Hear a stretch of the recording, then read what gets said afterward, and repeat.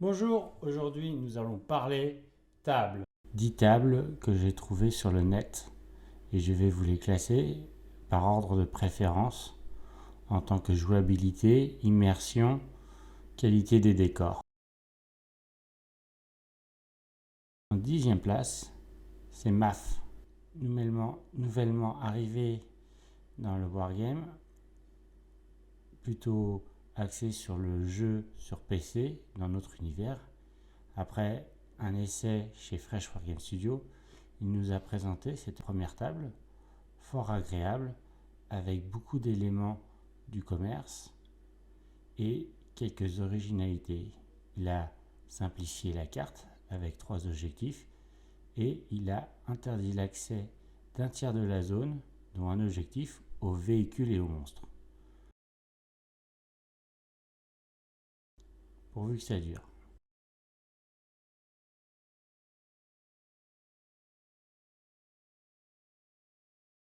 Ensuite, en 9, c'est les arènes BLC, avec la particularité de toujours agglomérer quelques petits éléments pour faire des éléments plus gros.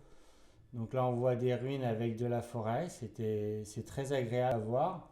Ça permet de cumuler plusieurs règles tout en restant dans le global.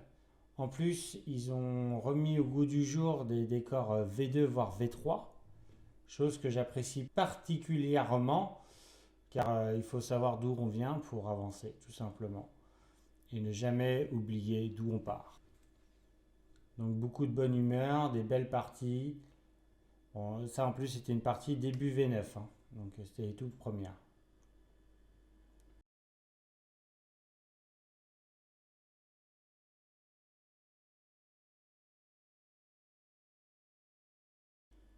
À la 8e place, nous avons Dragon Wargaming, donc une chaîne YouTube qui est en stase depuis 10 mois. J'espère que tout se passe bien pour lui, car il faisait des super tutos sur la création de décors. J'ai beaucoup appris grâce à lui.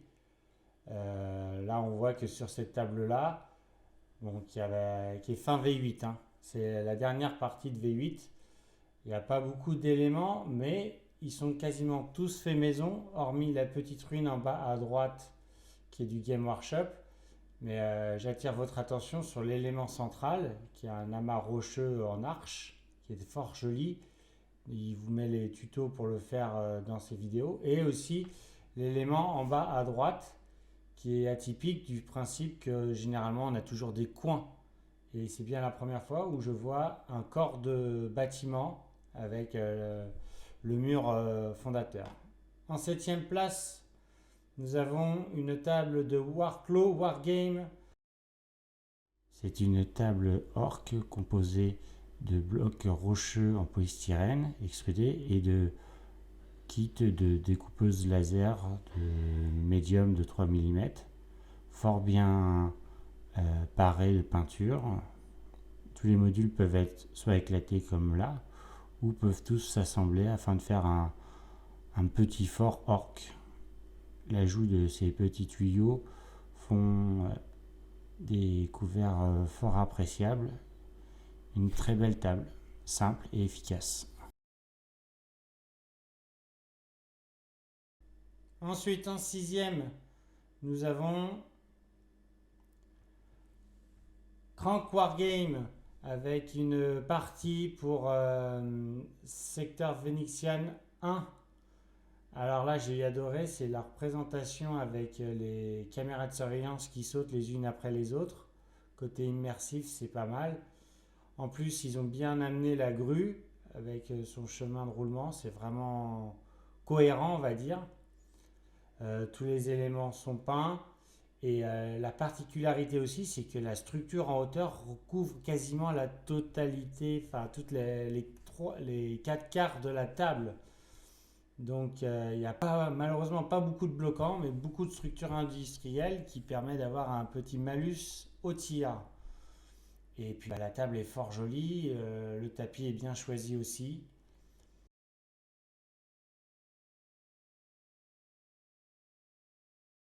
En 5e place, nous avons Fresh Wargame Studio avec une table qui a dû lui être prêtée. Donc on voit bien l'immersion, on est vraiment dans du Norgul. Les décors sont simples mais très efficaces et très bien réalisés. Là vous avez en haut, on ne le voit pas très bien, mais une tête de poupée qui crache du sang, c'est vraiment à glacer le sang. On voit aussi que le choix du tapis a été très bien fait, avec beaucoup de rouge, les objectifs choisis également. On voit bien la tête du bébé là-bas au fond, là, une tête de poupée qui a été norguelisée, on va dire ça.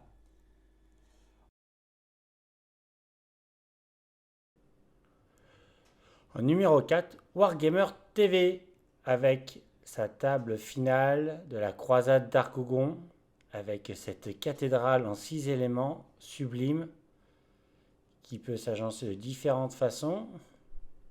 On voit bien quand même là un intérêt pour la modularité et le fait de se servir des décors de ruines en périphérie pour représenter une ville détruite et ravagée par les combats. Elle est vraiment très immersif. L'utilisation de ces petits là. Et là, la relique avec la caisse Facom, ça, une belle trouvaille. La structure avec ça dans ton ondulé, qui est magnifique aussi. Dans une très belle campagne, une très belle table. Petit regret sur la grue qui est un peu au milieu pour faire genre, mais bon. Une très jolie table et un tapis bien choisi également avec plein de routes. Pour une ville, c'est normal.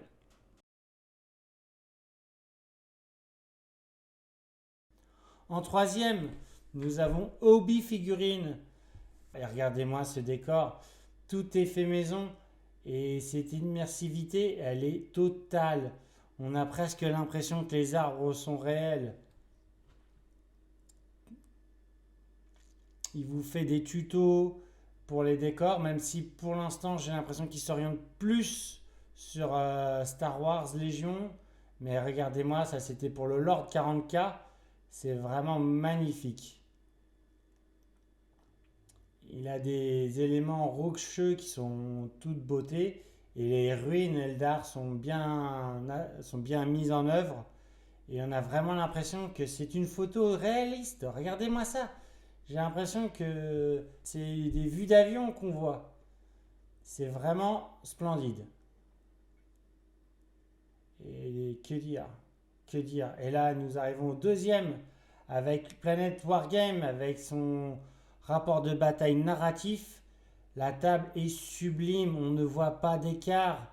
Je trouve l'intelligence de la barricade et du bastion renégat magnifique.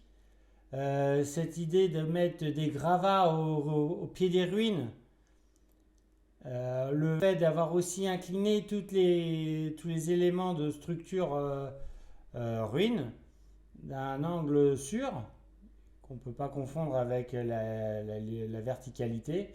La petite fontaine qui est magnifique et qui n'a pas de jour entre le tapis et la fontaine. Là, bon, on est sur les figurines. Regardez-moi les sacs de sable aux étages. On a vraiment l'impression que c'est des pirates.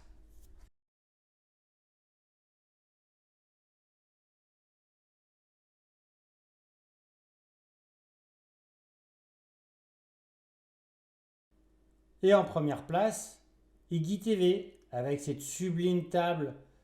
Regardez-moi tous ces éléments incrustés dans les murs, ces tuyaux qui vont un peu partout, ce dallage qui a été fait et qui peut certainement être déplacé. Regardez-moi ces ESL sur les lumières qui se reflètent sur les murs et le sol. Regardez-moi cette petite rivière et puis comment dire, ces fractures sur le dallage. Regardez-moi cette neige qui a été posée par-ci par-là, ni trop peu, ni pas assez. Cette originalité de mettre des tuyaux pour garde-corps. Et puis on voit bien là que c'est un dallage de secteur impérialiste qui a été découpé, certainement à la Dremel ou à la scie à métaux.